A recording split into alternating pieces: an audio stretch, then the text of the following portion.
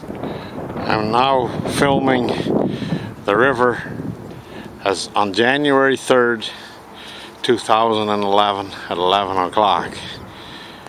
Looks like the water has gone down probably a foot or more since it peaked yesterday.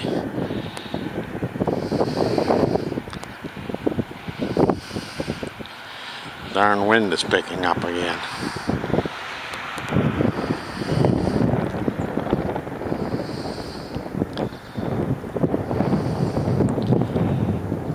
This is what the Thames looks like in Delaware on January 3rd, 2011.